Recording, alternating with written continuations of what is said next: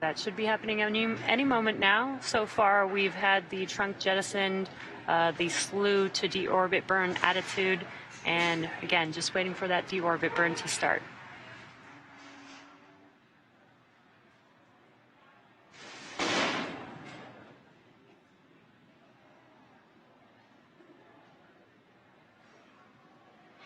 Hearing 10 seconds until the burn begins.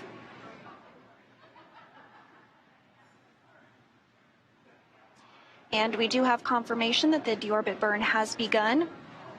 This burn is expected to last about 17 minutes.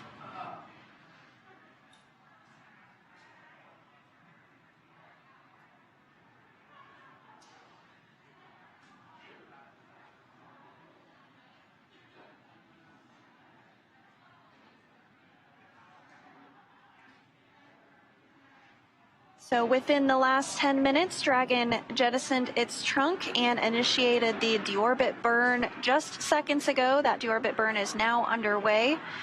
We are expecting about 16 more minutes to remain in that deorbit burn. The burn in all is slated to last about 17 minutes.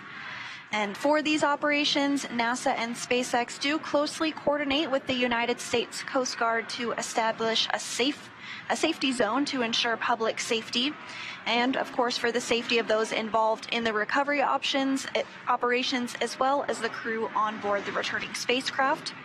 Multiple notices are issued to the mariners in advance and during recovery operations, and Coast Guard patrol boats are deployed to discourage boaters from entering the splashdown zones.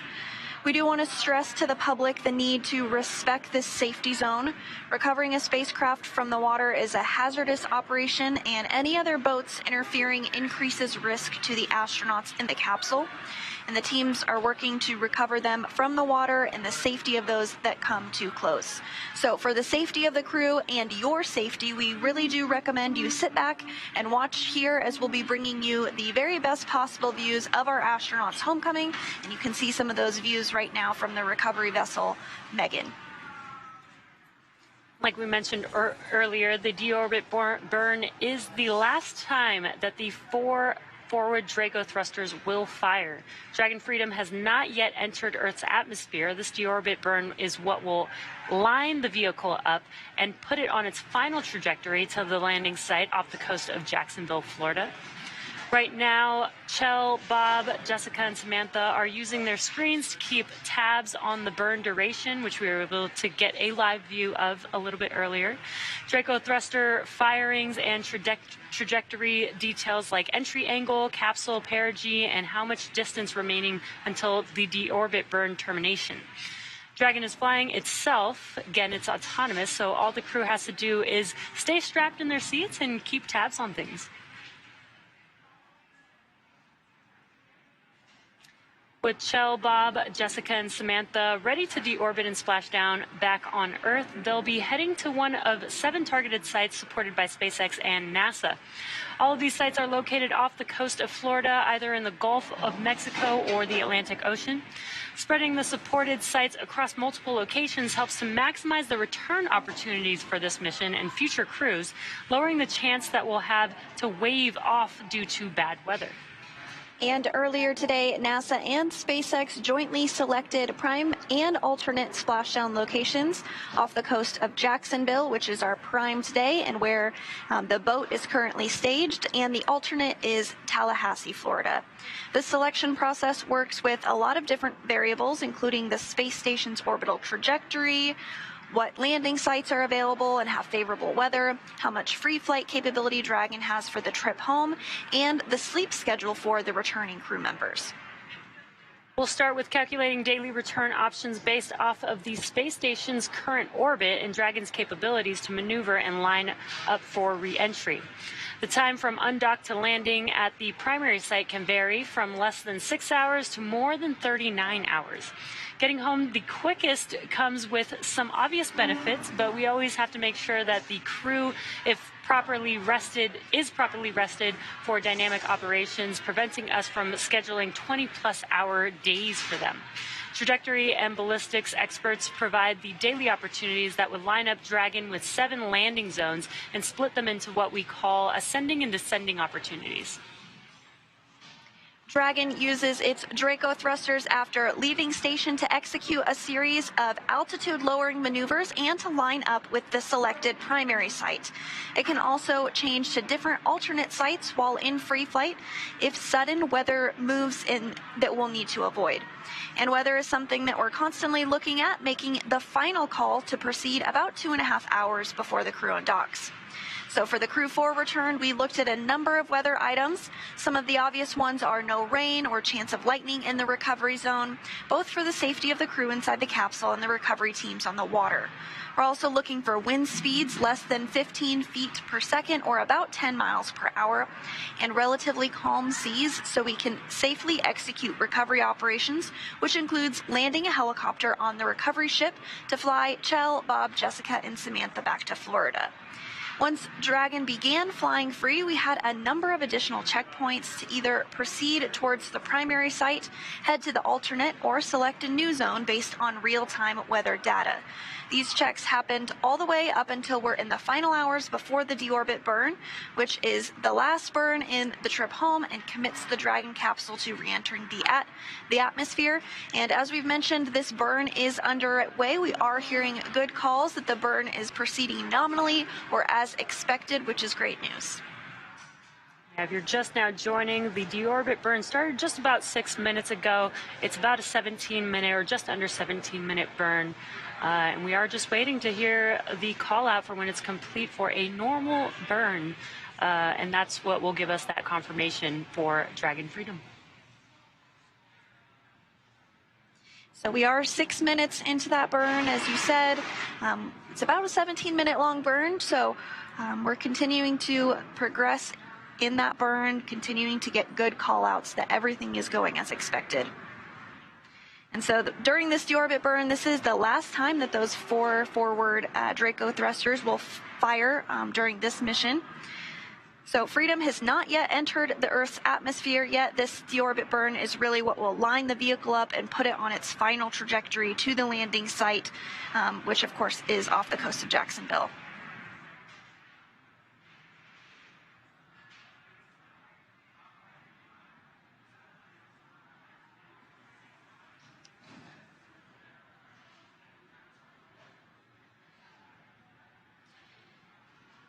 So the crew continues to really head home after spending 170 days in space.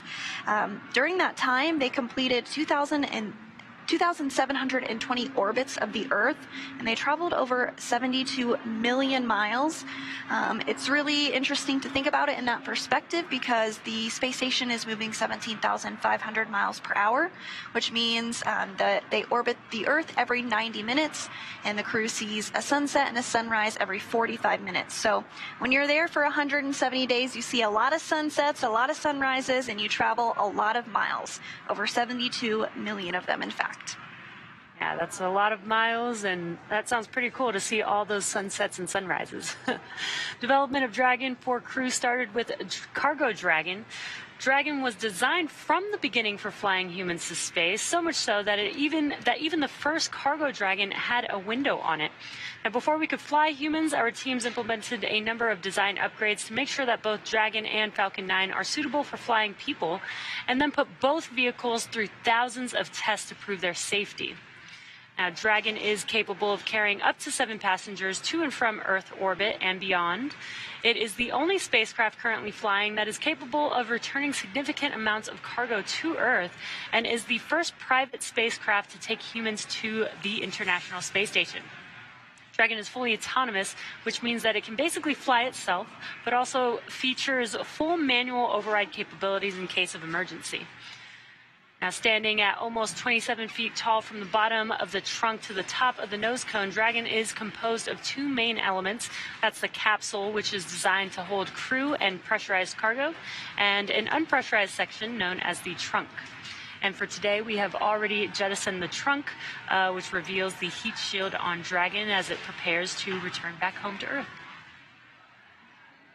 And there you can see the 27-foot tall Dragon vehicle. That top part there is called the capsule, and below it with the black and white colors there is the trunk. The black portion of that are solar arrays. And you do also see that nose cone at the very top there. Following this deorbit burn, we will close up that nose cone as we discussed, but the nose cone does open for docking and remains attached to the Crew Dragon spacecraft. And then it will close here following the deorbit burn. We are over halfway complete with the deorbit burn. We have about 7 minutes remaining, continuing to hear good callouts, everything proceeding as expected in this deorbit burn. If you're just now joining us, the deorbit burn started around 1:01 p.m. Pacific time. It will last about 17 minutes or just under 17 minutes, and we are just waiting to hear the call out for a normal burn, and that will confirm the completion of the deorbit burn for Dragon Freedom. And prior to this deorbit burn, there was a series of other burns that took place. One of those occurred just a short time ago, and that was the propellant wasting burn, or prop wasting burn, and that really is to just get rid of the excess propellant that is not needed for re-entry, and it helps the capsule to weigh less ahead of the re-entry sequence.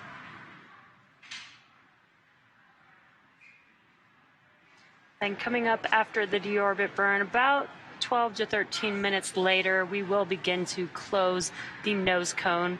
Speaking of, Dragon's previous design, we used to jettison the nose cone, but for reusability purposes, we now keep the nose cone attached. So once we finish the final burn, which is the deorbit burn, we no longer need to use those thrusters, those forward bulkhead thrusters, so we can close the nose cone as it makes its way back down to Earth.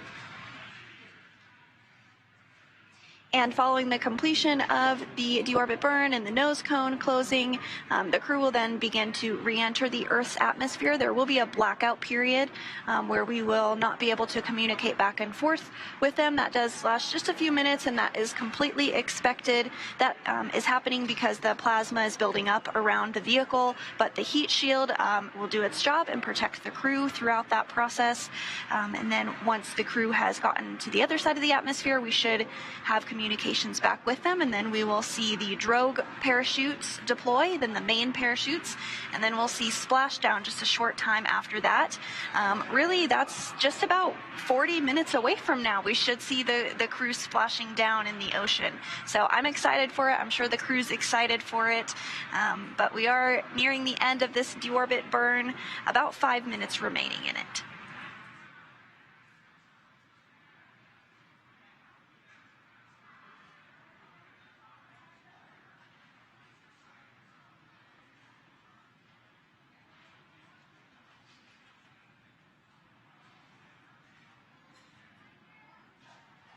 So to talk a little bit about those parachutes that are going to deploy, the drogue parachutes slow the Dragon down from 350 miles per hour.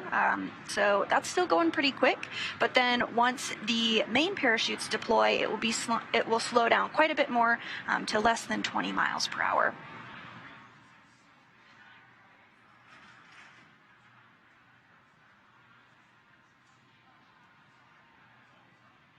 Just about 4 minutes remaining in the deorbit burn.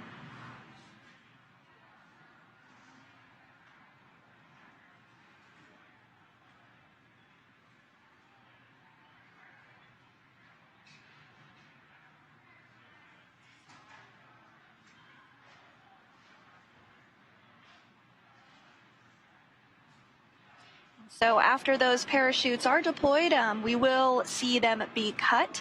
There's a fast boat that goes out there, and that's really the purpose of the of that particular fast boat, is to cut those parachutes. And that's really just to make sure that they don't get caught in the wind or pulling the crew around. So those parachutes will be cut. That's expected. And then after that, a sniff check will be done by one of the recovery folks, and that's just to ensure that there is no vapors or anything that would pose a risk to the recovery personnel or the crew themselves as they egress the capsule.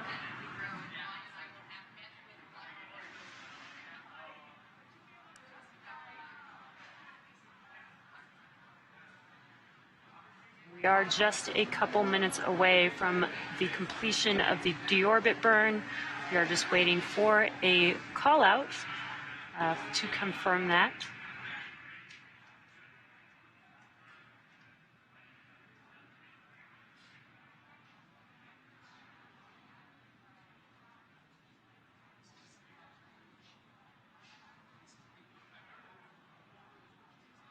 We have about 2 minutes left in this deorbit burn. And next up after the deorbit burn will be the nose cone closing. It's very important to close that nose cone because it protects the docking mechanism and some guidance and navigation and control equipment.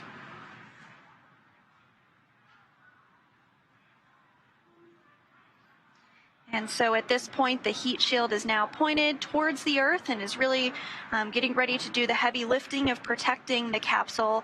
And of course, more importantly, the crew inside from the over 3,500 degree Fahrenheit that's going to be exposed to as the Dragon capsule enters the Earth as part of their recovery operations. So that will be coming up here shortly. We have just about a minute remaining in today's deorbit burn.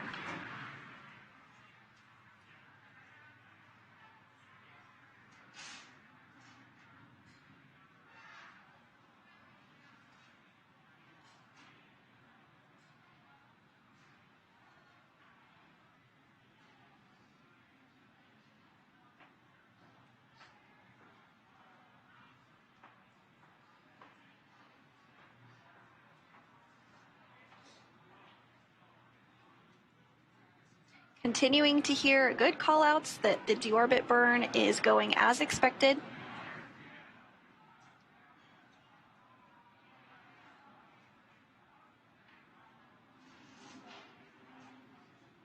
Dragon systems are looking good, and of course the crew is monitoring every step of the way, checking in.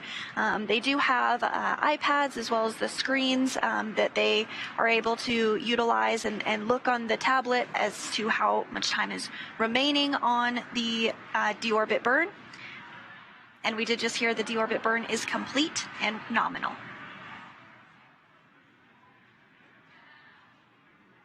Freedom, SpaceX, deorbit burn complete, performance nominal, nose cone closure is initiated.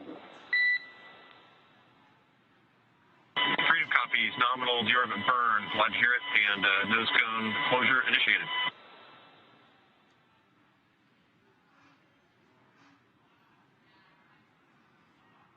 Awesome news, nominal deorbit burn, and also heard the call out that the nose cone procedure is going to begin.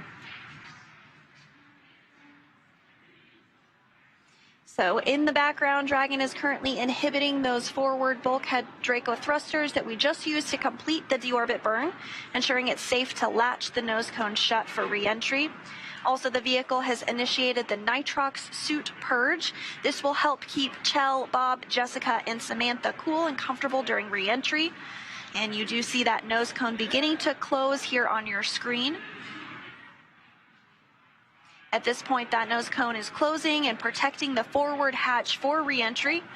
Chell, Bob, Jessica, and Samantha are using their screens, as we mentioned, to monitor the locking of the nose cone, which is done by a set of hooks.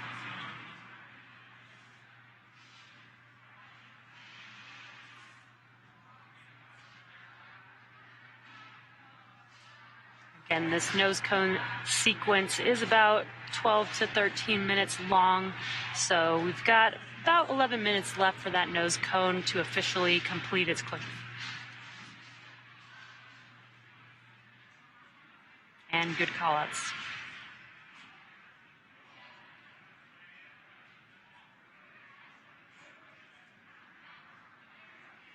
So now we're really just in a waiting period right now before we begin that re-entry period. That's coming up in just a few minutes when the crew themselves will re-enter the Earth's atmosphere. And as we discussed earlier, the heat shield will really be protecting the crew during this time period. The temperatures can reach 3,500 degrees Fahrenheit, but the heat shield was created to protect the crew during this dynamic operation. And as they enter through the atmosphere, it's really going to slow them down. Right now, they're going a little more than 17,000 miles per hour, but as they re-enter the Earth's atmosphere, once they come out on the other side, they'll be going much slower, and then the parachutes will just continue to slow them down from 350 miles per hour to a little less than 20 at the time that they splash down. And also during re-entry, there will be a period where, that heat builds up around the capsule. There'll be plasma that builds up around the capsule. So there will be a blackout zone, which is normal, lasts about 6 minutes long. And then once we get through that blackout zone, then we'll confirm confirmation with the crew to make sure that they still can communicate with the ground here in mission control.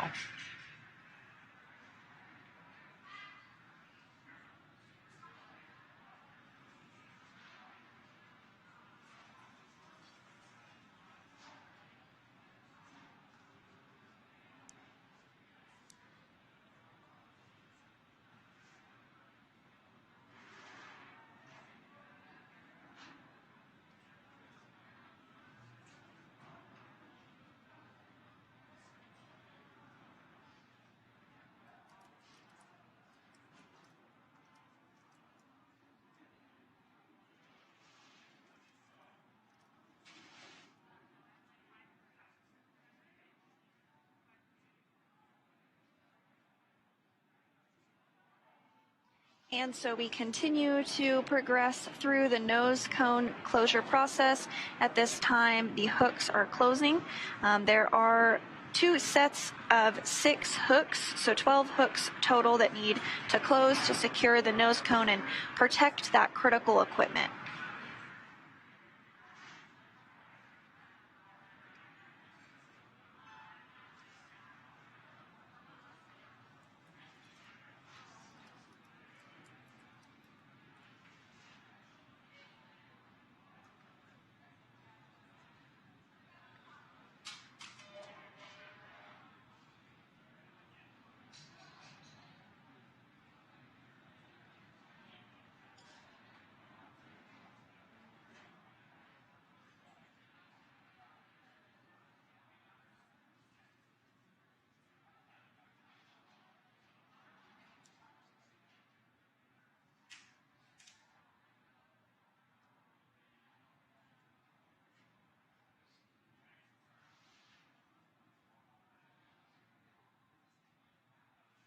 So we are getting a view on the left hand of your screen of Mission Control in Houston, Texas. That is where our flight controllers and the flight director monitor the International Space Station 24 hours a day, 7 days a week. We have a variety of different console positions that specialize in different parts of the International Space Station, and they all work together as a team to keep the space station flying. It's now been flying for over it's been continuously occupied now for over 20 years. And on board the International Space Station right now are 7 human beings, of course Crew 5 that just arrived last week, as well as 2 Russian cosmonauts and NASA astronaut Frank Rubio, who arrived on a Soyuz vehicle. But with Crew 4 departing earlier today, it brought the population from 11 crew members down to 7, and that will be the complement for the next few months. And we've been keeping the International Space Station pretty busy with NASA crew flights being about every 6 months. So it's been pretty cool to see, a different group of astronauts every 6 months being able to, perform research and science on the International Space Station. And that's a really great point. The International Space Station truly is an orbiting laboratory. Crew 4 contributed to hundreds of science experiments while they were on board the International Space Station. Crew 5 will continue some of those science investigations as well as start new ones. And what I love so much about it is many of those science investigations have direct implications to us here on Earth. If you're interested in learning more about that, you can check out the Benefits for Humanity. The 2020 version was just published here recently, and you can find that on nasa.gov.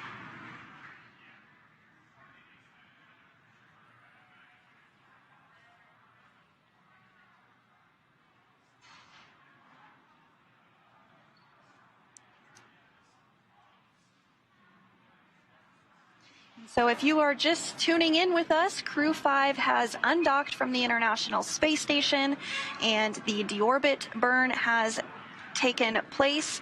That was all successful. And Freedom, SpaceX, nose cone secured for entry. Freedom copies, we see it.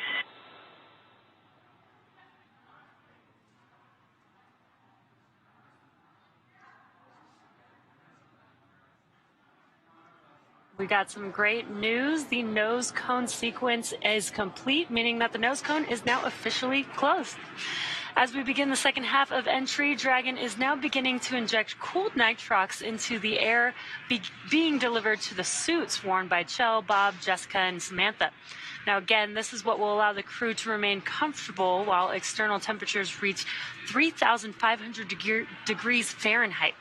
Now, the heat shield is pointing forward, leading the capsule to the landing site.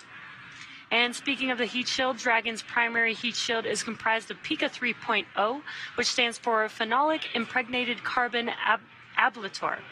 First generation Pica was first developed by NASA for studying and sampling comets within our solar system. And SpaceX partnered with NASA to develop Pica X, which was the second generation product used on all Dragon 1 CRS missions that successfully resupplied the space station on 20 missions. Then Pica 3.0 was developed specifically for use on Dragon 2 crew and cargo with enhanced structural and thermal properties that optimized the heat shield and drove down costs and mass. Now, the remainder of the Dragon capsule is comprised primarily of a SpaceX proprietary ablative material.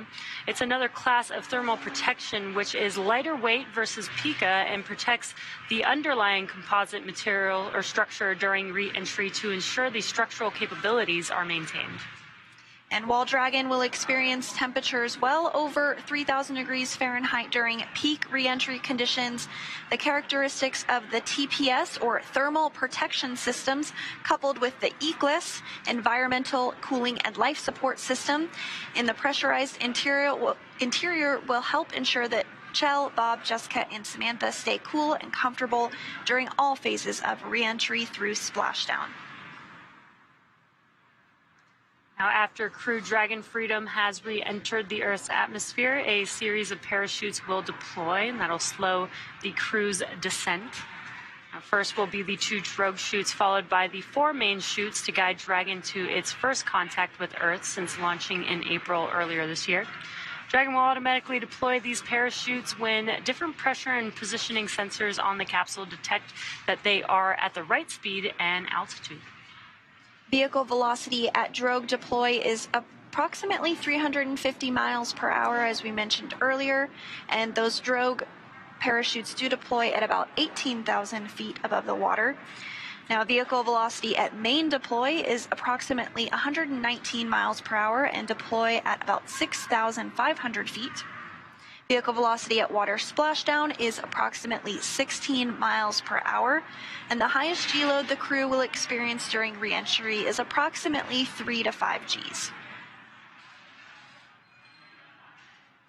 So next up, we are looking ahead towards the comms blackout that we discussed as the crew re-enters the atmosphere.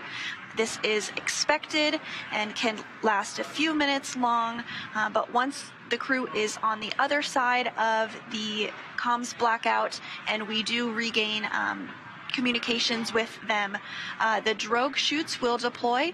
We are tracking that first set of the first set of parachutes, the drogue chutes, to deploy around 1:51 p.m. Just a minute later, the main chutes will deploy, and then about 3 minutes after that, the moment we've all been waiting for, we'll see Crew 4 splash down off the coast of Jacksonville, Florida. We are still tracking approximately 1:55 p.m. Pacific time today for that splashdown.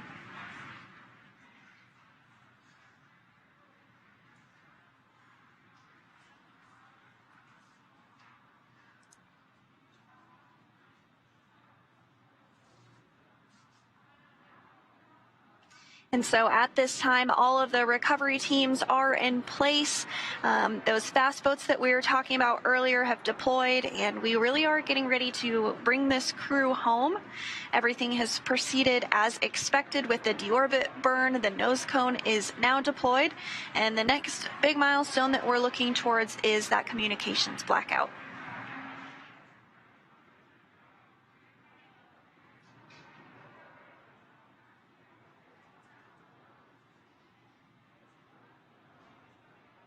Again, we have an awesome live view inside of the Dragon capsule, seeing our crew.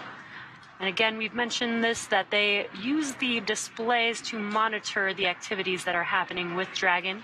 But Dragon is flying autonomously, so they really just get to sit back and just monitor.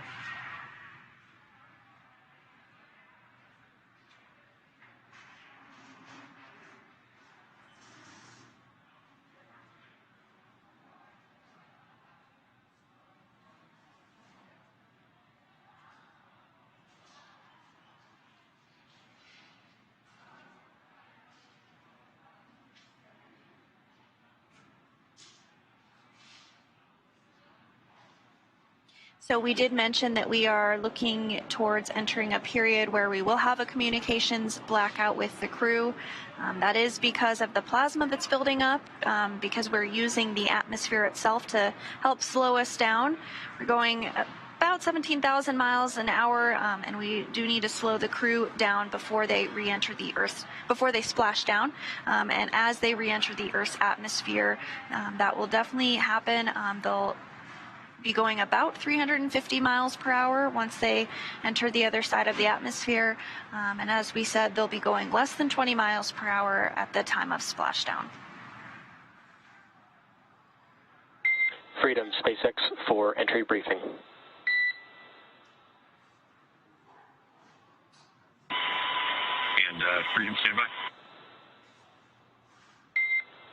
by. UHL, I have no deltas from the previously briefed tablet timeline. Dragon systems are looking healthy and ready for entry, and we have no updates for splashdown. The recovery team is ready to support, and weather's looking good. How copy? We copy all, Arthur. We're looking forward to splashdown and seeing the recovery forces.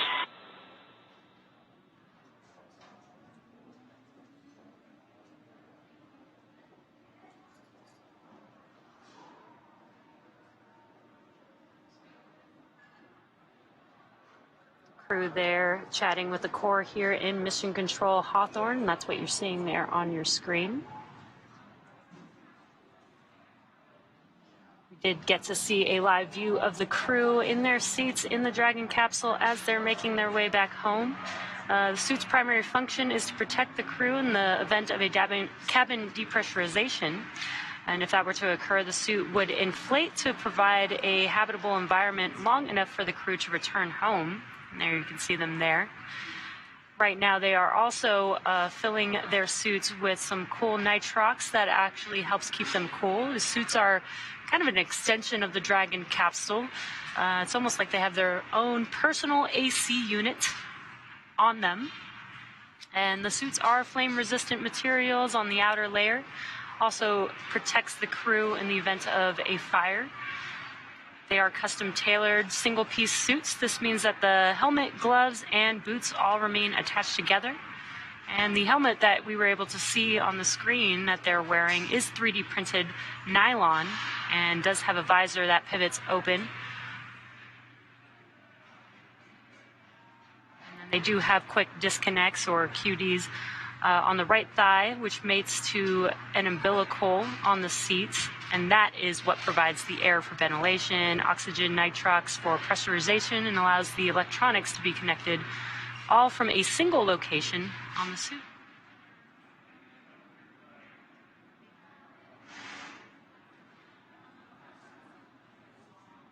And again, if you're just now joining us, we are live watching Crew 4 return home to planet Earth from the International Space Station.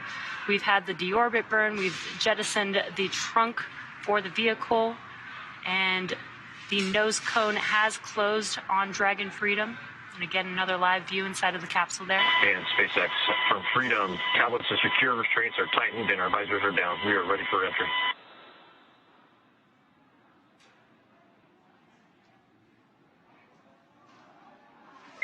SpaceX copies for tablets, restraints, and visors. Please confirm that tablets are stowed with the loops as provided on the satchels.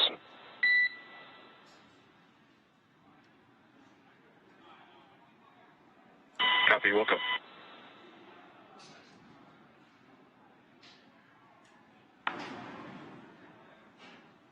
So we are now less than 20 minutes away from splashdown, and again we are going to be entering that blackout communication period. But once we are on the other side of that, things will happen pretty quickly. The drogue chutes will deploy. And SpaceX Freedom tablets are all secure. SpaceX copies. Thank you, Freedom. And at this time, we're just over 5 minutes from predicted comm blackout. We will see you on the other side at 2049. Okay, cop from LOS, and we'll see you on the flip side at 2049.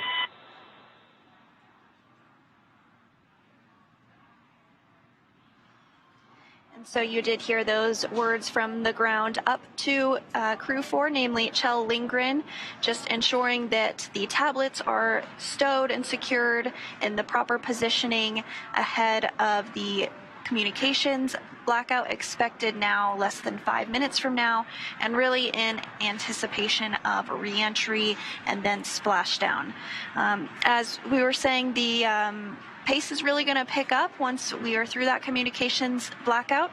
The drogue parachutes will deploy, and then the main parachutes will deploy, and then we will see the crew splash down.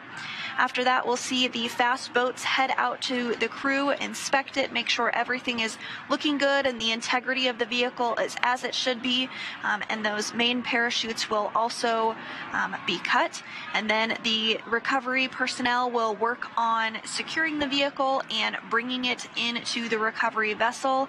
And then after some private medical checks with the crew, we should see the crew egress a short time after that. So again, we are expecting the splashdown to occur at 1:55 Pacific time, so just a few minutes from now, and we are coming up on that communications blackout that is as expected as well. Yeah, and this blackout period is basically when the vehicle is entering back into the Earth's atmosphere. It is heating up and plasma is building around the capsule, which prevents communications with here in mission control. It lasts about 6 minutes. It is nominal, and once we get through that blackout period, we do make sure that the crew can communicate with the ground here in mission control. And we do have the NASA plane, the WB-57, which is up in the air, and it's equipped with some imaging technology that will be able to get pretty much the first views of the Dragon capsule on its return back to Earth. So we are getting some of that footage right now. We are anticipating that communications blackout and loss of signal here shortly. This is really the beginning of that period where the crew themselves will be re-entering the Earth's atmosphere.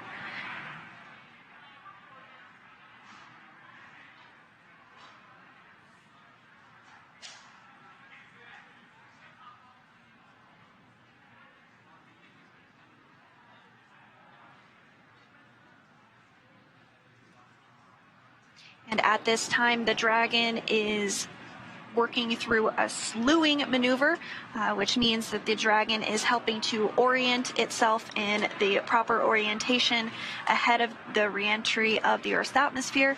Again, we're just a couple of minutes away from that anticipated blackout period.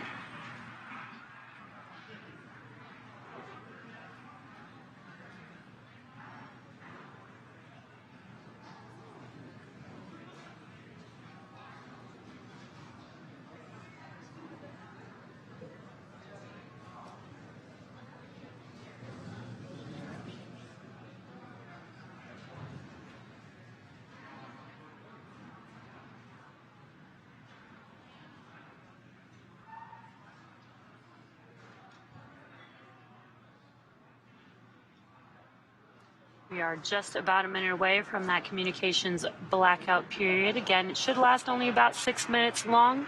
And this is what happens when the vehicle begins to heat up as it's entering back into the Earth's atmosphere and builds up a layer of plasma around the vehicle. Again, this is nominal, and we will establish communications once the vehicle is through that period.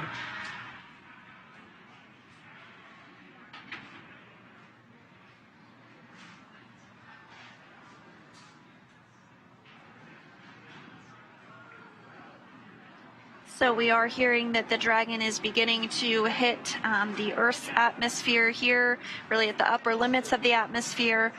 So that's going to help to slow the vehicle down quite a bit, but we are now seconds away from the anticipated loss of signal.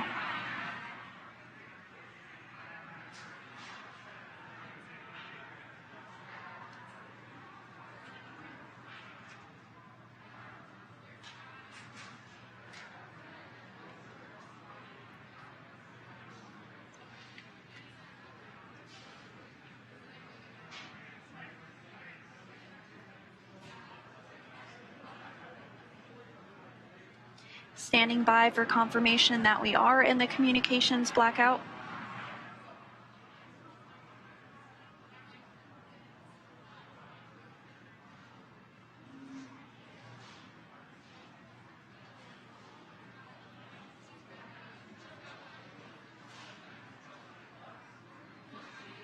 And as we await that confirmation, you can see the crowd is starting to grow here in Hawthorne behind the Mission Control Center here. Looks like folks are trying to get a good view as we anticipate splashdown here in a little less than 15 minutes. Yeah, we do get pretty excited when we are bringing crew back home. It is pretty exciting to watch them as they touch back down on planet Earth. They've been out in space for about 6 months now.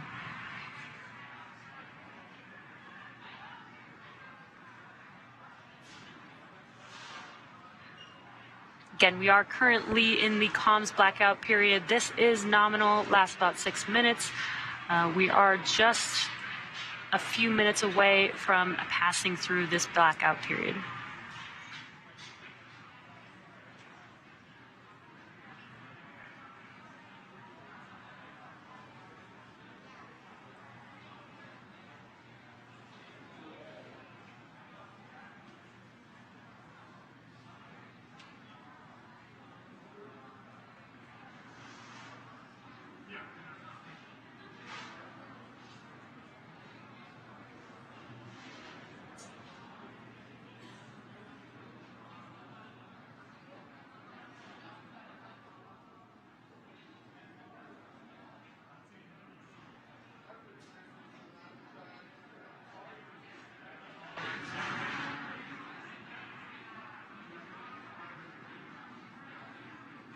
Now, at this point, we are entering a communications blackout period, which lasts approximately 6 minutes due to plasma formation around the spacecraft.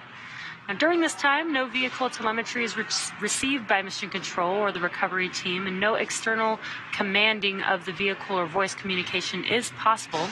Now, as a reminder, Dragon is designed to fly itself, so during re-entry, the vehicle will be slowing down from orbital velocity, which is approximately 17,500 miles per hour. Now, the top temperature Dragon will experience upon re-entry is about 3,500 degrees Fahrenheit.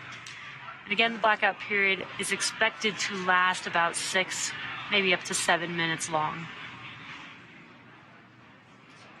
And we are just about 4 minutes remaining in this anticipated communications blackout period. And during this re-entry phase, the team, the crew rather, is going to be experiencing a deceleration, and the team here on the ground is going to continue to monitor that, make sure that everything is proceeding as expected. But once we're on the other side of this communications blackout, that's when we'll begin to see the parachutes deploy, beginning with the drogue parachutes and then following with the main parachutes, and then we'll see splashdown and then the recovery process to get the crew onto the recovery vessel, and then out of the capsule will begin. And we did mention the high temperatures that the vehicle is seeing during this blackout period. So there is nitrox flowing through the suits that the astronauts are in, and that helps keep them cool while the vehicle is getting very hot on the outside.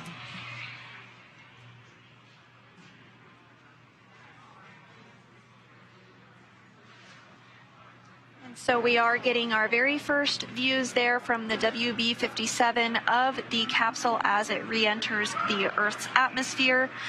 Those views coming from an infrared camera that is on board.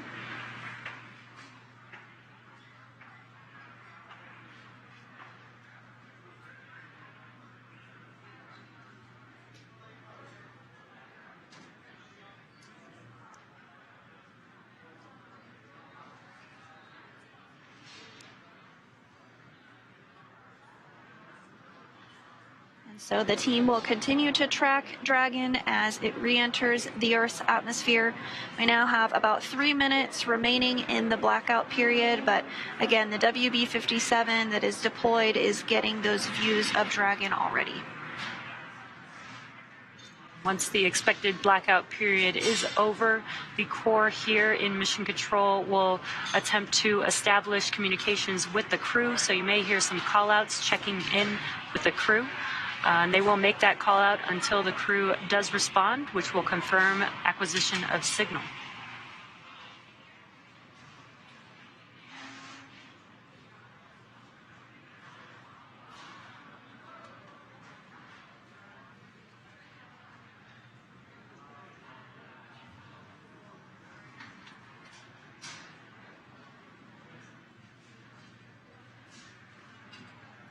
We have about 2 minutes remaining in the anticipated period of communications blackout. Now, it's not an exact science. There might be some variation that occurs. We might hear from the crew a little earlier than we expected, or potentially a little bit later. But we are all on the edge of our seats, eagerly awaiting to hear from the crew. So far, everything looking good.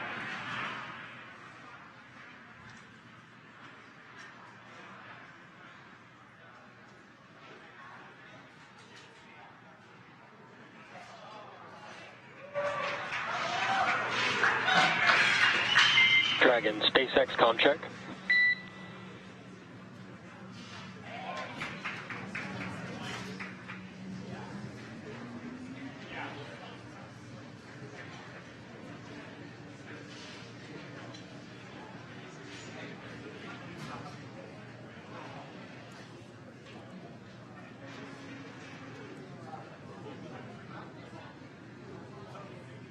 Continuing to get those views from the WB-57 of Crew Dragon as it continues to make its way closer and closer to splashdown. Freedom, SpaceX comm check. And SpaceX, Freedom has you loud and clear, coming through 30 kilometers altitude. Copy and concur. Expect automated chute deployment. Freedom copies. We'll be monitoring. And HEPS is converged. Expect nominal chute deployment altitude. Freedom copies. Looking for nominal chute deployment. Well, Jesse, it is absolutely phenomenal to hear from the crew on the other side of that communications blackout period. We are continuing to get these great views from the WB-57 high-altitude aircraft, providing that thermal imagery. We did even see the tail of entry of the vehicle, and it's just absolutely beautiful to see that. So we also heard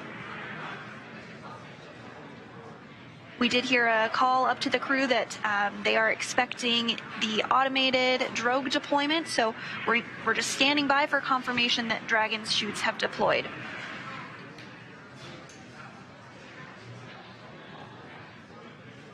Again, there will be a set. Freedom, SpaceX, brace for drogue window. Bracing for drogues. Corps here communicating with the crew, giving them a heads up that they should feel the drogue chutes deploying here shortly, followed by the main chutes just about a minute later.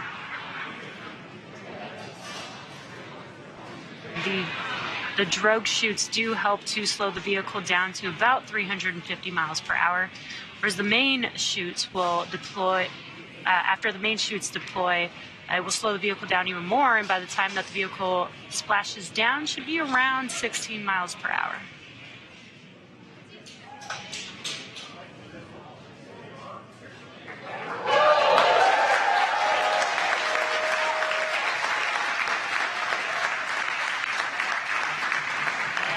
Those drogue chutes, and you can hear the crowd here very excited to see them deploy.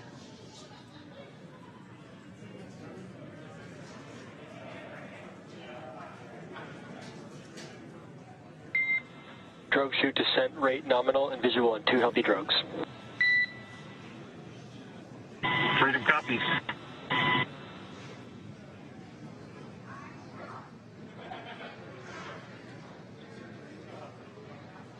Very cool view of Dragon with the 2 drogue chutes. We are just anticipating the main chutes to deploy here shortly.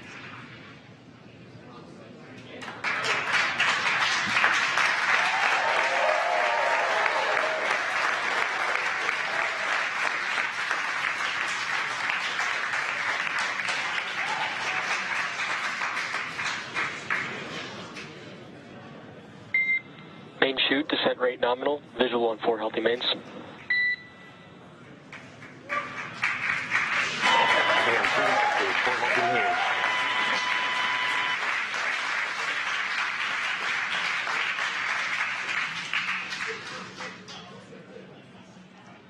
And great news, as you can see there, the main chutes have deployed, slowing the Dragon vehicle down significantly, down to approximately 119 miles per hour. Freedom is 1,000 meters. Copy 1,000.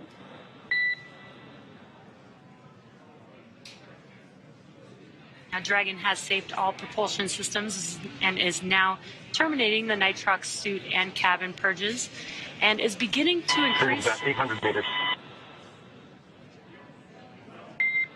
Copy 800.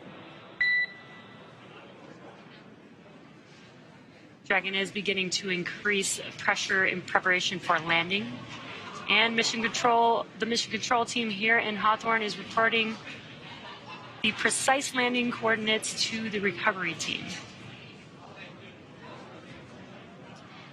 So we did get that confirmation on the main chutes.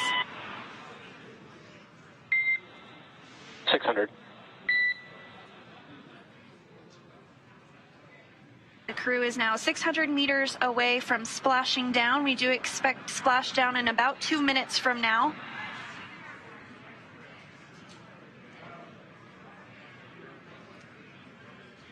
Landing in water is simpler, therefore more reliable, and it provides more margin against unlikely parachute. Freedom 400 meters. Copy 4. Provides more margin against unlikely parachute issues. We had to learn how to make Dragon waterproof, but once you do, it is a rinse, review, and reuse type of process. And we are just about a minute away from splashdown of the Dragon vehicle back onto planet Earth, and hearing good callouts of the altitude of Dragon. Freedom's at 200 meters. We're bracing for splashdown. Copy, brace for splashdown. And again, that descent rate is as expected here. Pretty soon we should be able to see the view of the ocean come into view as Crew Dragon Freedom with 4 astronauts on board prepares to splash down after spending 170 days in space after launching on April 27th.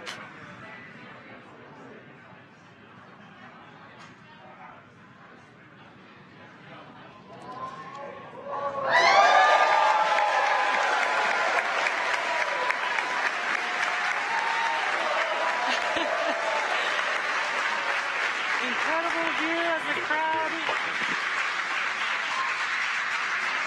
crowd goes wild for Crew 4. Copy Freedom, SpaceX Crew splashdown and mains cut. Welcome home.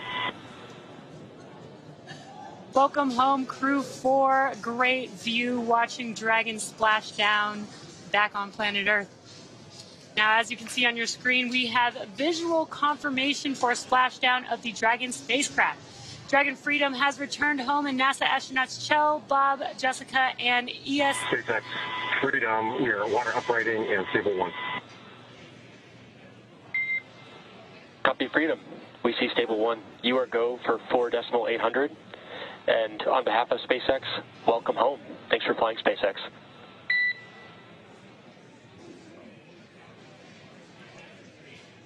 And SpaceX from Freedom, thank you for an incredible ride up to orbit and an incredible ride home. Glad to be back.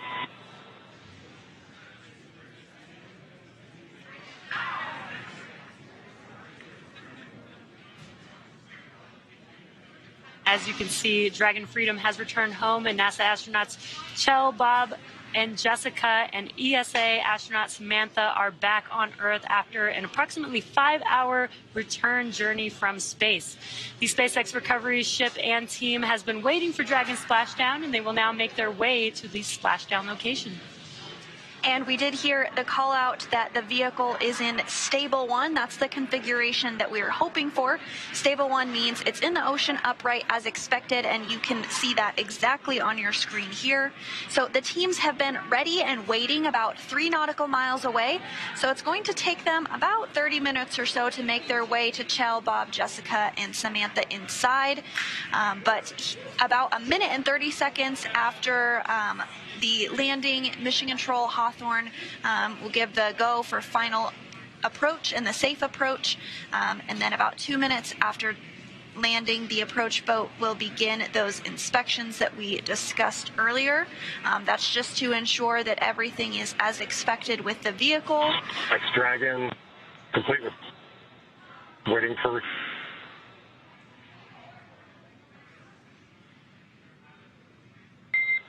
SpaceX copies Dragon for awareness.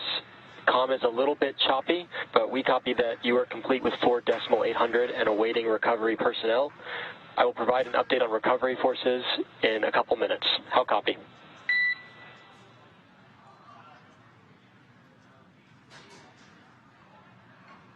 Standing by.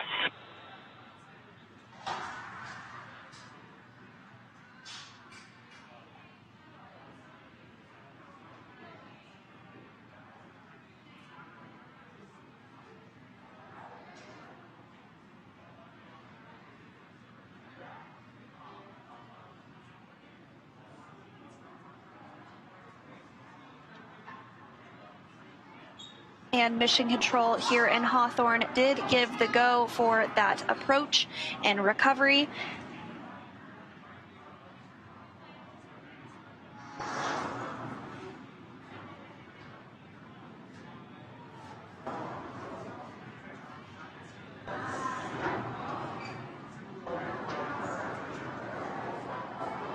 And so here shortly, we should be able to get some views of the fast boats as they approach the Dragon Freedom with the crew still on board.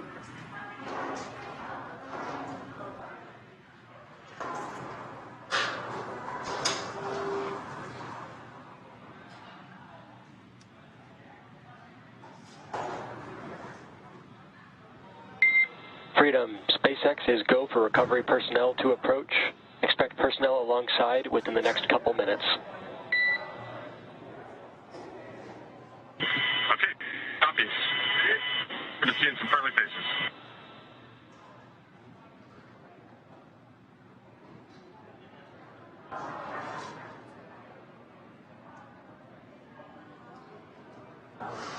And there you are getting a view of those fast boats as they approach the vehicle.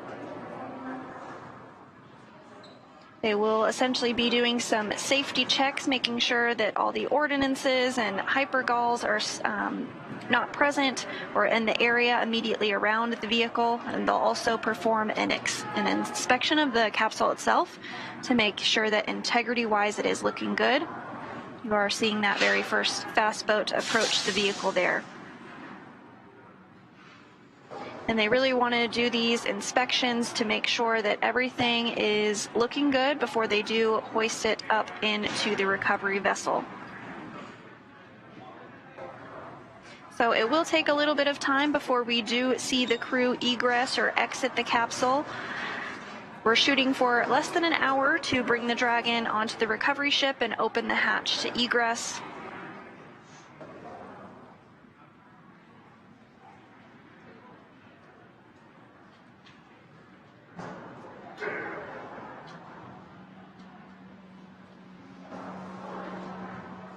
Once these checkouts are complete, you'll see a member of the recovery team actually climb on board the capsule. Freedom SpaceX for camera configuration. And go SpaceX. We are looking for permission to come on board via the display camera view only. Okay, you're welcome aboard.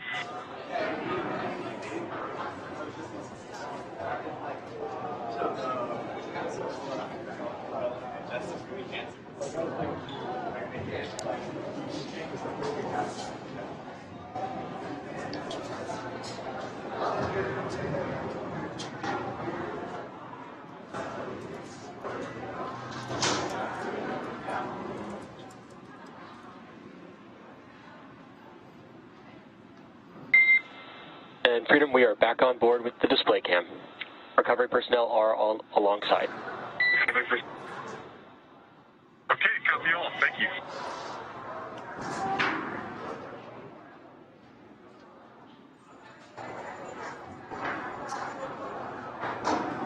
And getting some waves from the crew on board Freedom post splashdown. Looks like they're doing pretty well. First time feeling gravity in 170 days. It looks like they're waving to the world, technically.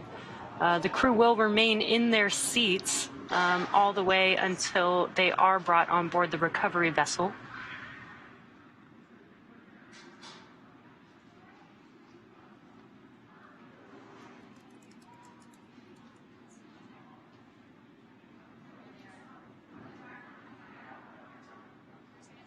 Now, we do expect to hear some words from NASA's Brandy Dean, who is actually on the recovery ship and was able to witness the reentry and splashdown of Crew Dragon Freedom. Brandy, if you're able to hear us, can you tell us a little bit about what it was like to witness 4 humans return to Earth after their mission aboard the International Space Station?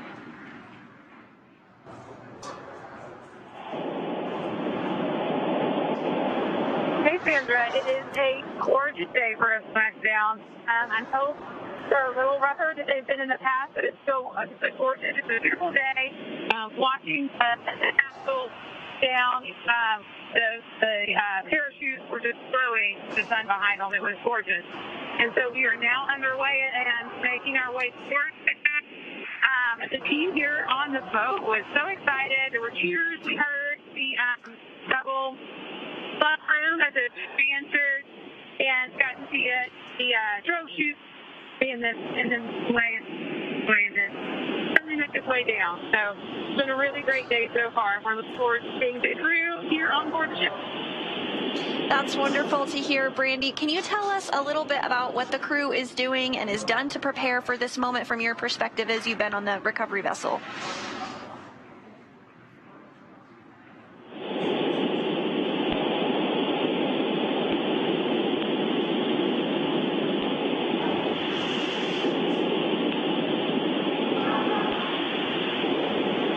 I don't know if I lost you or not. I haven't heard any questions yet, in other words. We've got you, Brandy. Here, I'll repeat it. Freedom SpaceX, hypergol sweeps, and unfired ordnance checks nominal. The rigging is in progress. Approximately 5 minutes until capsule lift. Stand by for PMC with SpaceX flight surgeon. Okay, Freedom copies all. Hypergol checks are passed, and we're about 25 minutes out. We're standing by for the PMC. So, Brandy, if you're still with us, we did just hear that all of those hypergol checks went as expected, and we can see that the rigging has begun. I'm sure you have a much better view of it yourself on the boat, but can you tell us a little bit more about what the crew on the boat is doing to get ready for the next steps to bring the capsule onto the boat?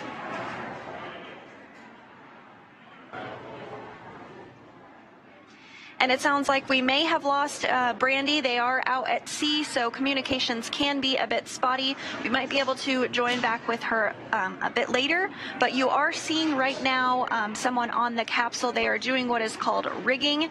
You see that they're tossing some different equipment up to them, and that's to ensure that the vehicle is ready. Freedom SpaceX, I will be privatizing Dragon to ground now. The next call you hear will be from the SpaceX flight surgeon on the recovery vessel.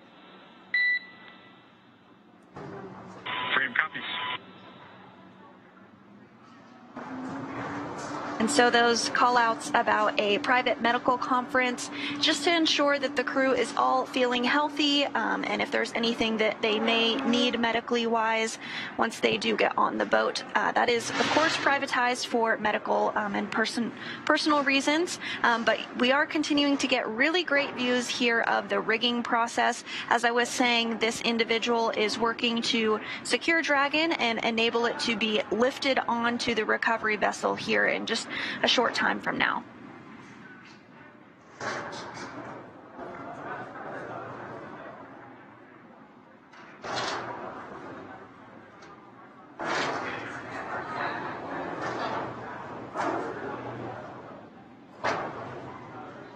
And so once this process is complete, the next steps will be to hoist up Dragon and place it onto the boat, onto the platform.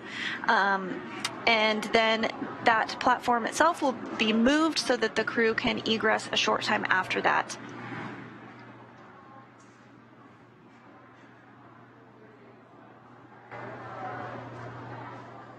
Then once the crew is on the boat and back inside of the capsule, they will board helicopters that are on the boat to bring them back to Ellington Field, which is near the Johnson Space Center in Houston, Texas. And then they will bring European Space Agency astronaut Samantha Cristoforetti back to Europe.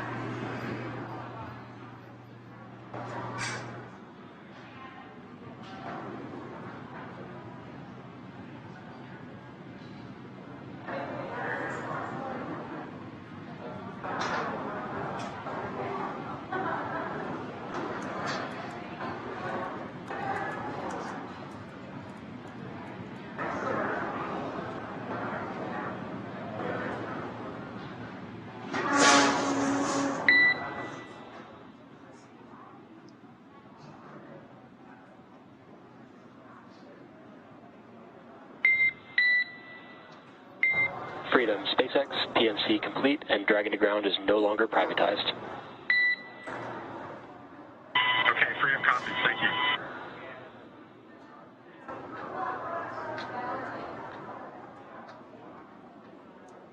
And it sounds like we do have Brandy back with us. So Brandy, if you can hear us, can you tell us a little bit about what the crew on the vessel is doing to prepare for the capsule to be placed onto the boat? We did see the rigging that was taking place, but I'm sure you have a much better view from your perspective.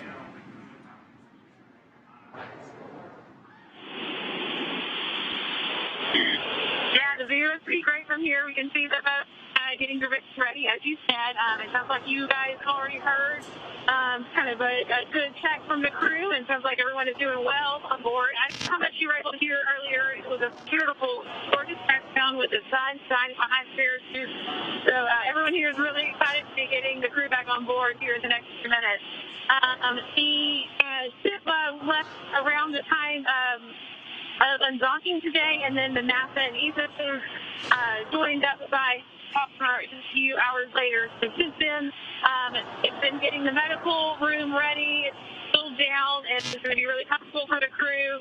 It's been just a little time there, just as long as it takes for the crew to kind of work up to making the helicopter ride back to dry land. They will do a few medical tests first. They'll get some of the IV to get fluid that they lost, while they were in space back into their bodies, help them readjust to gravity a little better. Just do regular medical checkouts, and that sort of thing. And then when they get back to Jacksonville, that's when the fun really starts with the scientific tests that are things, a number of things, including tests that will kind of talk a little bit more about what to expect when we are sending crews to the moon and Mars. They'll do things like having them step up downstairs and see how they're able to handle that, having been in space for several months, and get on the ground, pretend like they've fallen, and try to get back up. Things like that will really help us be sure that we're ready when we're sending crews to different dry land in the future. And then from there, they'll get on plane, go back to Houston. They will spend at least a night, or the Americans will spend at least a night in crew quarters at Johnson Space Center to make sure they're doing well before they jump right into their recovery period of medical tests, scientific tests, and a lot of exercise to get them reconditioned and used to life back in gravity again. Meanwhile, Samantha will be going back to Europe. She'll leave pretty much right away once they get back to Houston. Thank you so much, Brandy, for that insight and sharing your firsthand experience of what it was like to witness splashdown from the recovery vessel. We really appreciate you taking the time to speak with us, but we'll let you get back to it and enjoy your time out there.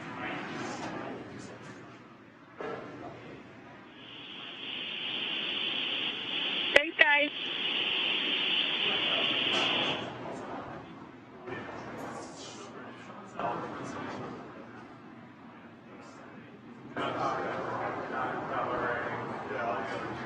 And as recovery procedures continue as expected, we did have a splashdown that occurred at 1:55 p.m. Pacific time this afternoon, and you do see a wonderful photo on the left hand of your screen of that splashdown with the main parachutes all deployed. Really the moment that Crew Dragon Freedom touched Earth again for the first time in 170 days.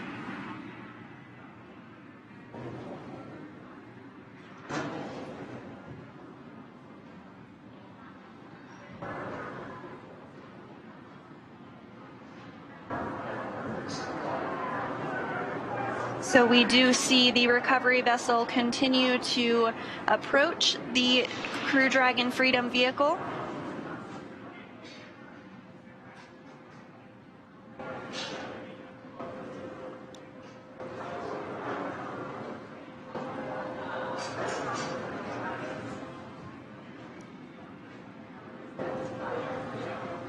You are seeing on your screen a live view inside of the Dragon capsule with our crew patiently waiting in their seats. They will remain harnessed into their seats until the hatch is actually opened on the Dragon vehicle.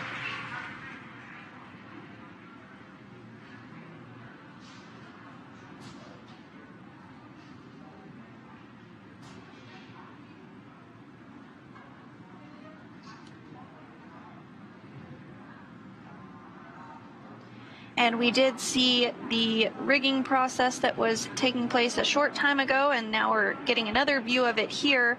That person on the capsule is called the rigger, and they are working to secure Dragon to rigging hardware to safely lift it up and out of the water. And that will be done using that A-frame, which is the boxy frame that you see towards the back of the boat there.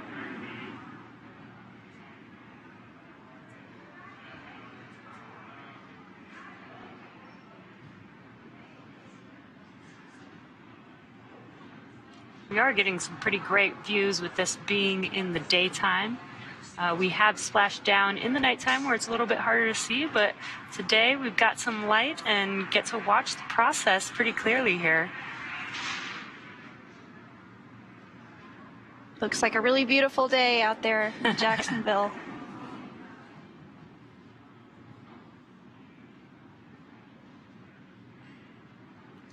Now, I am hoping that we will have the chance to see the rigger jump off of the vehicle. That's always one of my favorite parts.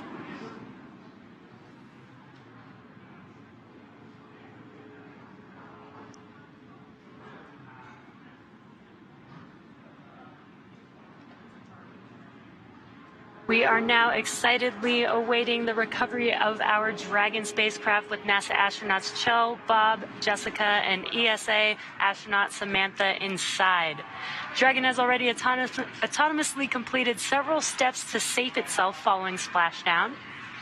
Now, for those of you just joining us, the mission has gone smoothly so far. Dragon successfully splashed down in the Atlantic Ocean off the coast of Jacksonville, Florida at 1:55 p.m. Pacific time. Approximately 5 hours before splashdown, Dragon autonomously undocked from the International Space Station and completed a series of departure burns. The trunk was then jettisoned, and the final burn, the deorbit burn, was completed to place Dragon on a trajectory toward Jacksonville, Florida. Dragon successfully re-entered the Earth's atmosphere, followed by deployment of its parachutes to slow the spacecraft down to a gentle splashdown. And we saw that moments ago, just a few minutes ago, rather, and we had really gorgeous views of it. So we're now following the final part of Chell, Bob, Jessica, and Samantha's journey as Dragon is going to be lifted out of the water and placed on the recovery boat. Upon detection of landing, Dragon autonomously releases the main chutes to prevent wind from pulling the spacecraft. Dragon then automatically safes any pyrotechnics still present on the vehicle and may automatically perform additional minor system reconfigurations.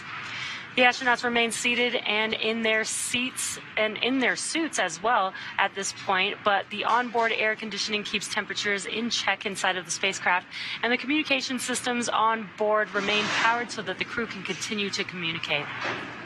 And we did see that motion of the A-frame as it was getting ready to lift the capsule up and out of the water. Now, SpaceX does have 2 fast boats in the recovery fleet, which have moved to the splashdown point already. They were followed by the main recovery vessel, which is really getting ready to lift the vehicle now at this point. So those 2 fast boats do have a very specific role. The first approach is focused on immediate safety inspection of the capsule integrity and checking for any presence of hypergolic propellant vapors, ensuring that it is safe for the recovery vessel to approach the Dragon spacecraft. All of those checks performed well, and once the spacecraft is cleared for full approach, the team begins rigging the capsule for water recovery by the recovery ship. That process is underway and just wrapped up. And then the second boat is really responsible for parachute recovery and serves as a redundant boat to the first. We'll also see a team member on a jet ski helping to gather up the now detached parachutes, and it looks like they may have already completed that process. I'm not seeing them. They might be just off the screen. Now, it took a little over 10 minutes for the recovery crew to complete their safety checks, and once they did complete that, the Freedom SpaceX contract.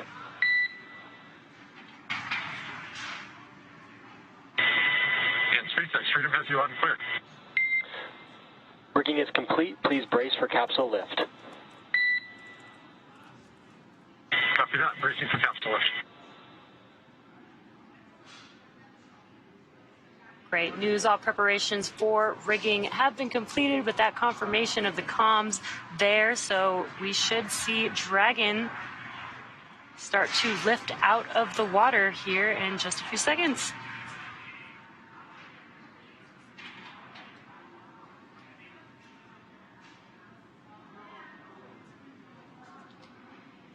And the recovery teams are now preparing to lower the vessel's hydraulic lift mechanism into the water to bring the spacecraft into the on-deck translation system known as the deck. Dragon will remain known as the nest, and Dragon will remain in this nest during the crew extraction and then for the journey back into port. So here momentarily we will see the capsule being lifted and set on the nest. It will then be centered and oriented and then translated into the hangar underneath the helipad aboard the ship so that we can open up the hatch.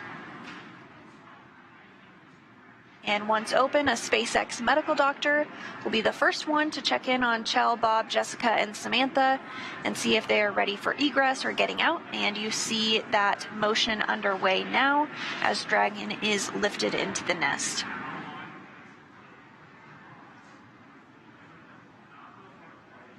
This is a very cool view and cool process as we lift the Dragon vehicle, and you can see the nest there that it's going to be sat down into.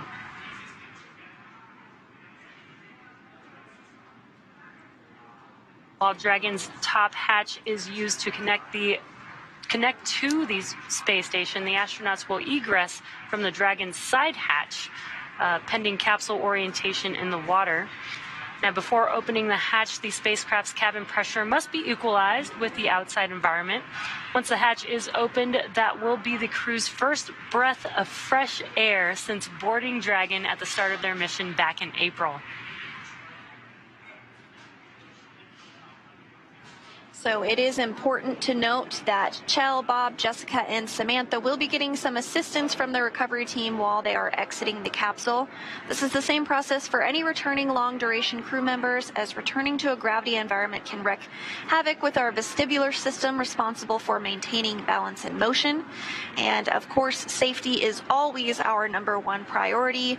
So you'll see Chell, Bob, Jessica, and Samantha helped out of the capsule and assisted the few feet to the medical quarters aboard the boat.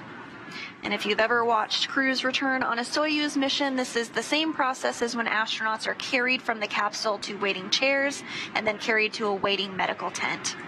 So it looks like we are getting views now of Dragon in the nest, successfully lifted up out of the water. And so once the crew egresses the capsule, this is a period where any time-critical cargo can also be recovered from the spacecraft, with the remainder waiting. Freedom, SpaceX, welcome aboard the recovery vessel. Recovery personnel are going to be completing final checks and stand by for translation to the egress platform. Freedom copies.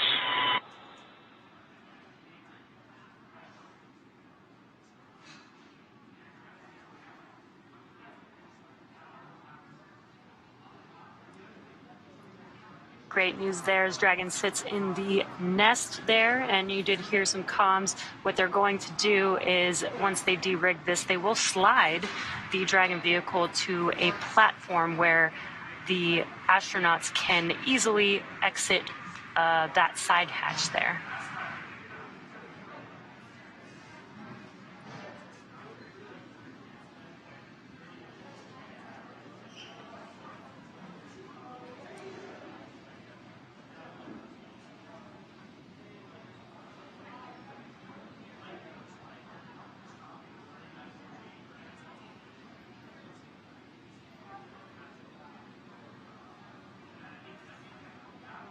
And for those of you that might be just joining us, we did have Crew 4 successfully undock from the International Space Station just about 5 hours ago, and they splashed down at 1:55 p.m. Pacific time. All went as expected through the deorbit burn, and the parachutes deployed as expected. The capsule is now lifted onto the boat, and we are standing by for the translation to occur. And once that translation moves the Dragon capsule up underneath the helicopter pad, the recovery team will then be able to work on opening up the hatch and removing the crew from the capsule.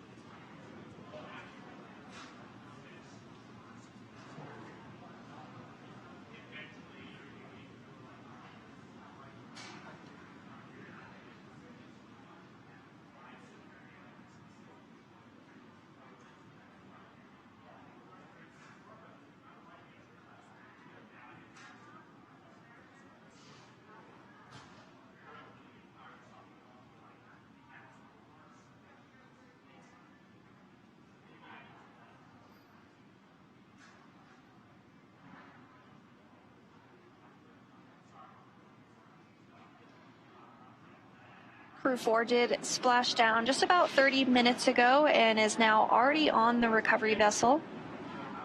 The recovery vessel being used today is named Megan, after Crew 2 astronaut Megan MacArthur. So we are standing by for that translation maneuver to occur. You can see on the recovery vessel the platform that they will translate the Dragon vehicle to.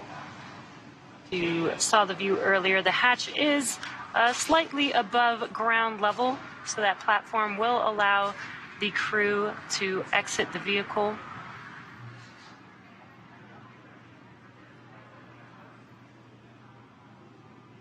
Again, if you are just now joining us, the Crew 4 crew is now back on planet Earth. They are still inside of their seats and suits inside of that Dragon capsule that you see there on your screen.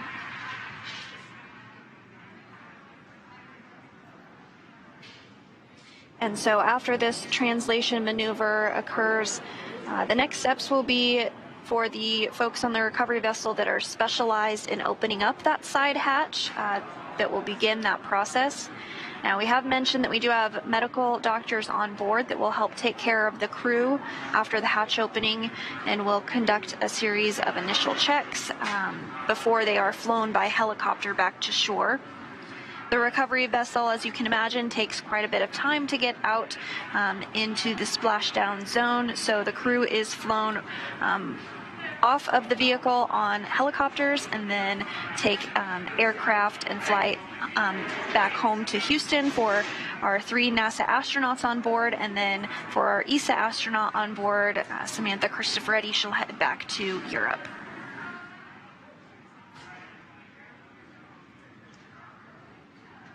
And the crew has been out in space on the International Space Station for about 6 months.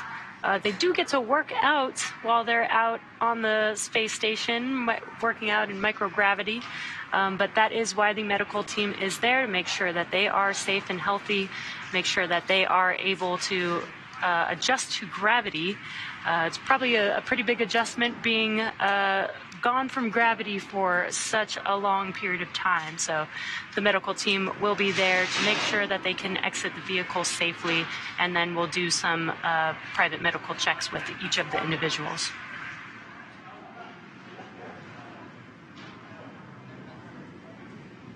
And I'm loving these views here of the recovery vessel. We don't often get to see this because sometimes it is nighttime, depending on when undocking and splashdown does happen for the crew members. So this is a pretty nice treat to get to see this great view. And you can see the helicopter pad on top of the recovery vessel there that Sandra was mentioning. There will be a helicopter that comes and lands there shortly once the crew is or has egressed the Dragon vehicle and is ready to fly back to land, and then take another flight on a plane to Houston, with Samantha taking a flight back to Europe.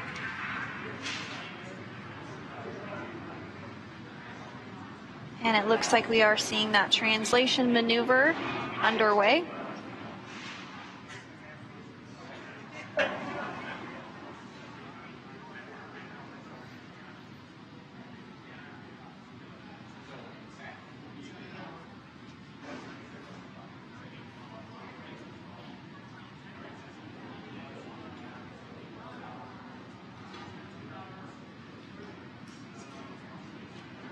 And coming up next, once this translation maneuver is complete, the crew on board will begin to open up that side hatch.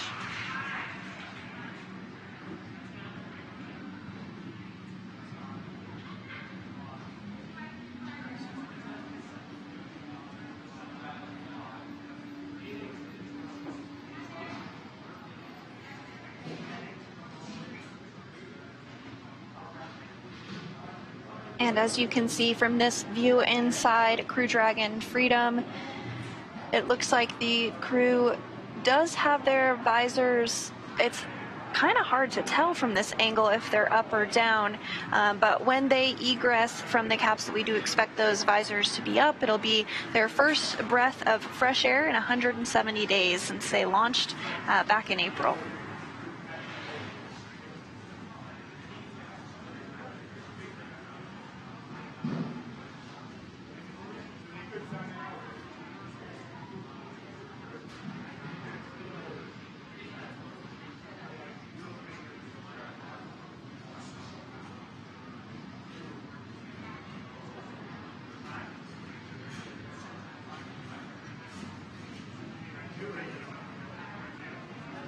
And we were seeing some views of the personnel on the recovery vessel who are specialized in opening up that hatch begin to get everything ready to begin that process.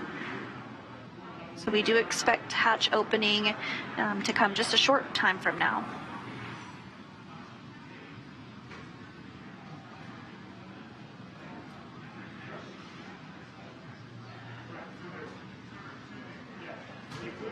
And once that hatch is open, we'll see the footrests actually be removed before the crew egresses, and that's really just to help make egressing a little bit easier. And now a great view on the left of the crew that's still inside Freedom, but not for long. And on the right-hand side is the recovery vessel. You can see the Crew Dragon Freedom tucked underneath the helicopter pad there after that translation maneuver, which occurred just a couple of minutes ago.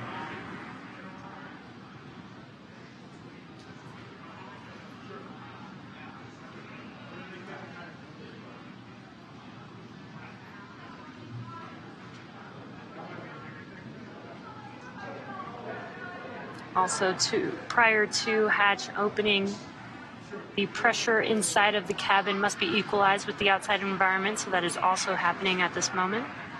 Up and Freedom, SpaceX, side hatch open.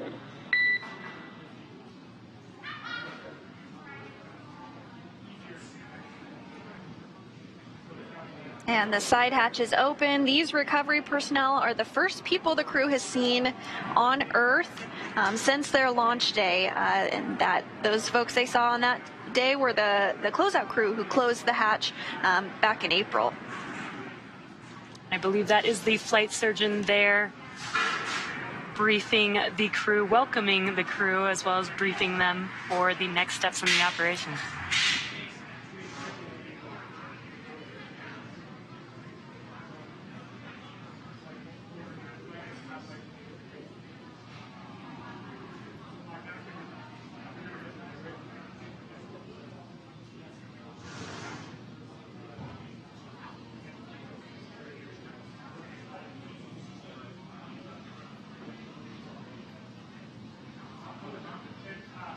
Now that the side hatch is open, the recovery personnel are going to work to remove those footrests, and then after that we should see the crew begin to egress the capsule.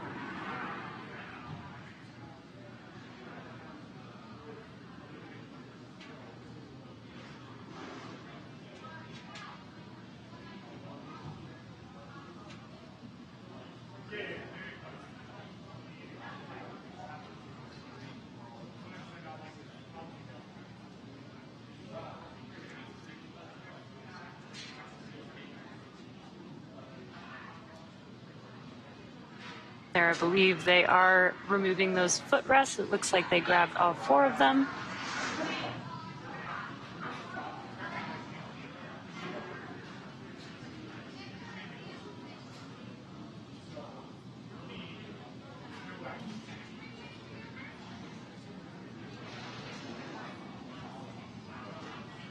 Some smiles, thumbs up. Looks like they're feeling pretty good.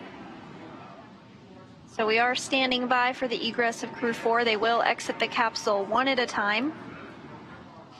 And also getting a nice welcome home photo in.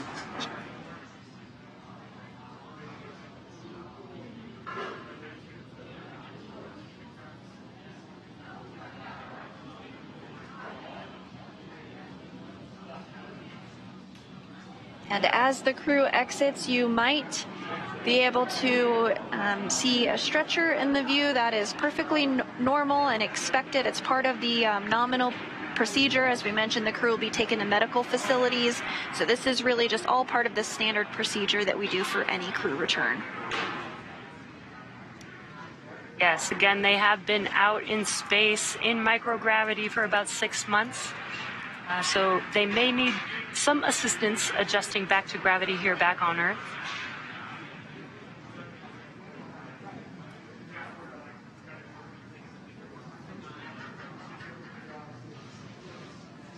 So I did hear that there's a special guest on board looking to welcome Crew 4 back to Earth. In fact, it's the namesake for the vessel that they are on. NASA astronaut Megan MacArthur there in your screen on the left of your screen. In the hat, you can have a view of her here on the left of your screen here. She's, I'm sure, looking forward to welcoming the crew back to Earth. That's really awesome to have her on board, especially the vessel that they named, that we named after her. Absolutely. So it looks like they're continuing to remove those footrests ahead of egress.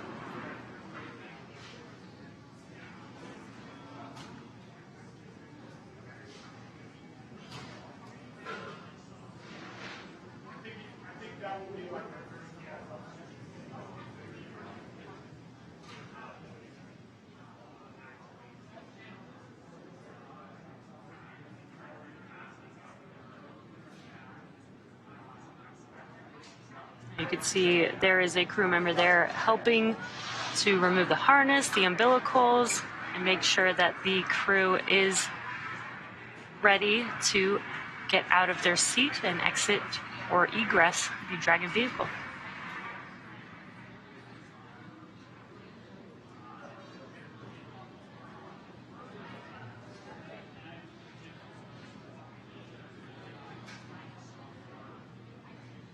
And once the crew does egress, they'll take part in those medical checks, and then after that they will board helicopters where they will fly back to shore, at which point they will board a plane and fly back to the Ellington Airport just outside of the Johnson Space Center in Houston. And then for our ESA, our European Space Agency astronaut, Samantha Cristoforetti, she'll head back to Europe.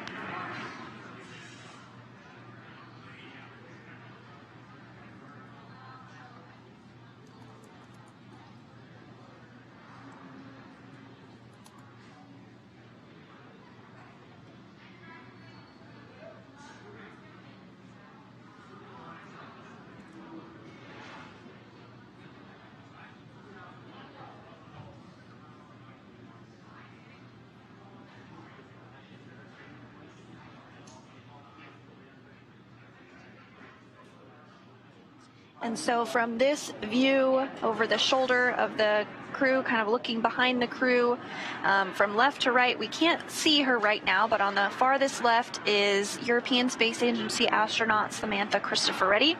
And then in the view on the left of your screen is the commander of Crew Dragon Freedom, NASA astronaut Kjell Lindgren. To his right, which we can see on our screen, is NASA astronaut Bob Hines. And then to his right, again, we can't see her just yet, but we will in a moment here once they egress, is NASA astronaut Jessica Watkins. Now, this was the first flight for Bob Hines and Jessica Watkins. Both Samantha and Kjell had flown previously.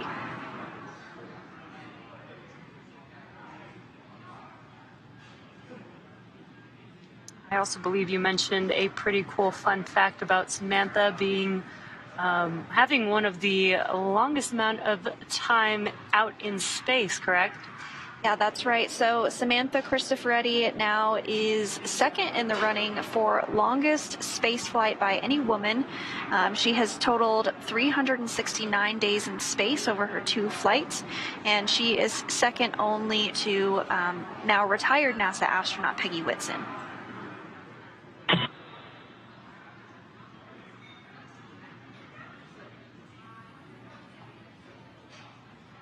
Looks like the first to exit their seat is pilot Bob Hines.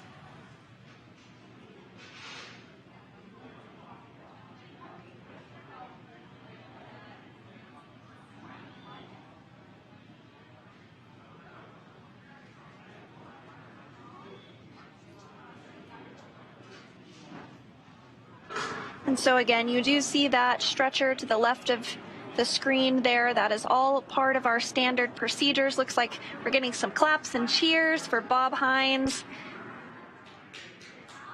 First out of Crew Dragon Freedom.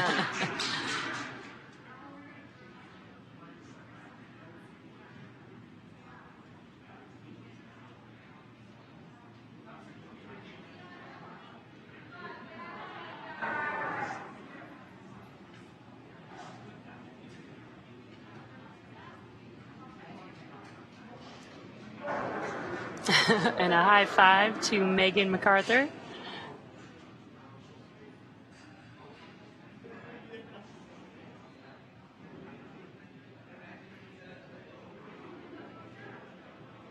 And so as we just saw, Bob Hines was the very first to exit or egress the capsule. He spent a total of 170 days in space. This was his very first space flight. And it looks like next up we will have the commander, Kjell Lindgren, who will exit the capsule.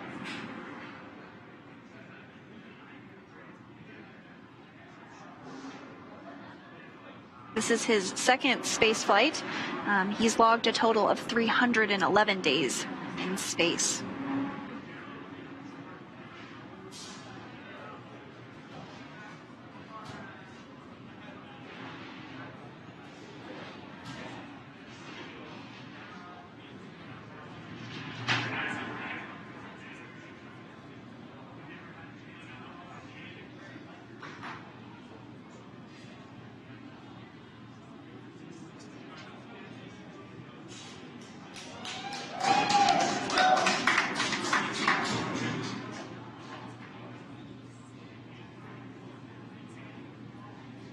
And Kjell Lindgren is now outside of Crew Dragon Freedom.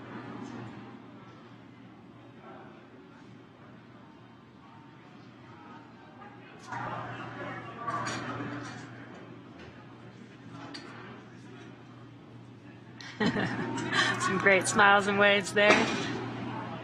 A big high five to NASA astronaut Megan MacArthur.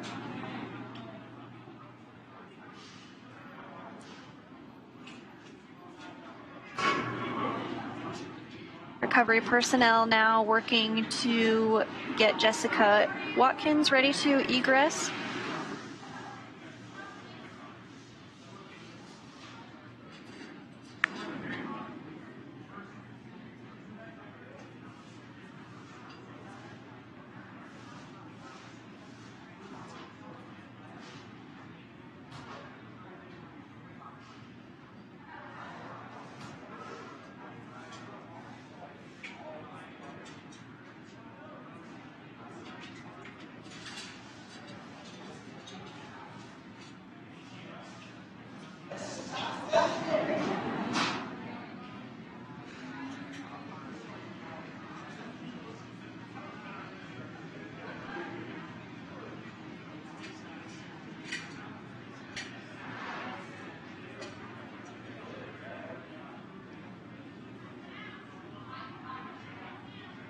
So just 5 hours ago, this vehicle was docked to the International Space Station, and now we have 2 of the 4 crew members having been removed after a successful splashdown. We are standing by for another first-time flyer, Jessica Watkins, as she is egressed from the capsule.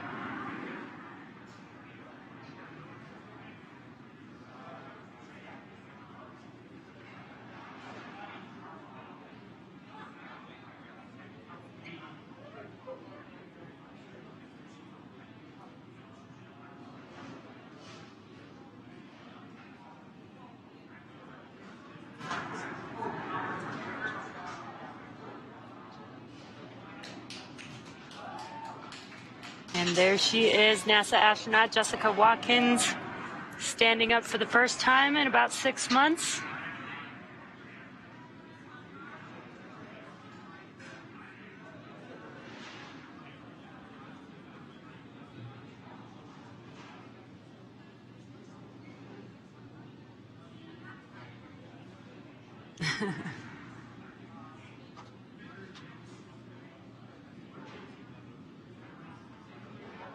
And the final crew member that will be removed is European Space Agency astronaut Samantha Cristoforetti. who after this mission has logged 369 days in space over her 2 flights, which again, that does make her the second on the all-time list for most days in space by a woman. And that is second to NASA's Peggy Whitson, who logged 665 days in space over her 3 space flights.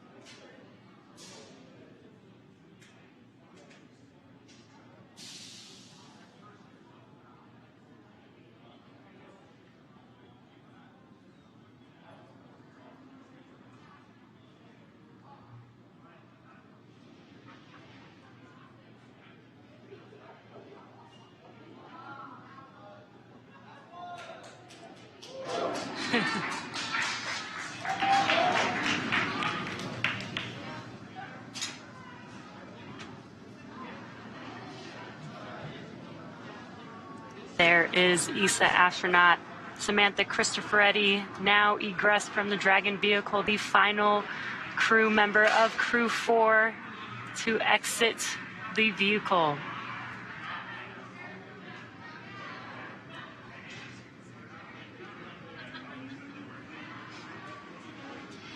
Well, now that Kjell Lindgren, Bob Hines, Jessica Watkins, and Samantha Cristoforetti are safely back home on Earth and getting checked out by the NASA medical team, we're going to wrap up our live coverage of the return. This all kicked off on April 27th from historic launch pad 39A at the Kennedy Space Center in Florida. After a successful liftoff and separation from Falcon 9, Kjell, Bob, Jessica, and Samantha made a 16-hour flight on board Dragon to the International Space Station. Since arriving at the space station, they spent nearly 6 months as members of Expedition 67 and 68, executing science experiments, spacewalks, and repairs while aboard the orbiting laboratory. And their journey home began earlier today, October 14th, when they closed the hatch to Dragon and undocked from the International Space Station at 9:05 a.m. Pacific time. After 4 successful departure burns and a phasing burn to line up their orbit, Kjell, Bob, Jessica, and Samantha rested for a few hours before waking up to prepare for re-entry this morning. We jettisoned Dragon's trunk and performed our final on-orbit maneuver, the deorbit burn, at 1:01 p.m. GMT or Pacific time to send Dragon on the path home. The spacecraft re-entered the Earth's atmosphere and slowed its descent with successful deployments of 2 drogue parachutes and 4 mains, with the final splashdown occurring off the coast of Florida at 1:55 p.m. Pacific time. Now, following that successful splashdown, we saw SpaceX recovery experts move in and prepare Dragon Freedom for its lift onto the recovery vessel. And just a little less than an hour ago, following splashdown, we saw Kjell, Bob, Jessica, and Samantha make their way out of Dragon into the recovery ship's medical facilities, safe and sound. And next up, they'll catch a helicopter flight back to shore, where they'll transfer to aircraft that will take them home. Kjell, Bob, and Jessica and Samantha will take a NASA plane for the short flight back to Houston, and Samantha will board a plane back to Europe after that. They'll be reunited with their families to bring an end to this successful mission. It's been an honor and a privilege to share their journey with all of you as we continue this new era in human spaceflight. Now, return today marks the end of the direct handover we just executed after successfully launching the Crew 5 mission to the space station just a little over a week ago. It has been an incredible honor and joy to share this mission with the public. All the teams from SpaceX and NASA continue to work hard to keep America leading the world in human spaceflight. Continue to follow SpaceX and NASA online and on social media for updates for the very latest on crew and cargo flights to and from the International Space Station. And we'll continue to share the progress of Chell, Bob, Jessica, and Samantha on social media as they travel back home. Now, we also do have a post-splashdown media telecon coming up at approximately 3:30 p.m. Pacific time, 6:30 p.m. Eastern, where leadership from NASA, ESA, and SpaceX will share a final update as we conclude this successful mission. So we'll say thanks one more time for tuning in and cheering on Chell, Bob, Jessica, and Samantha as they made their return back to planet Earth. From all of us at NASA and SpaceX and ESA, welcome home, Crew 4. So long.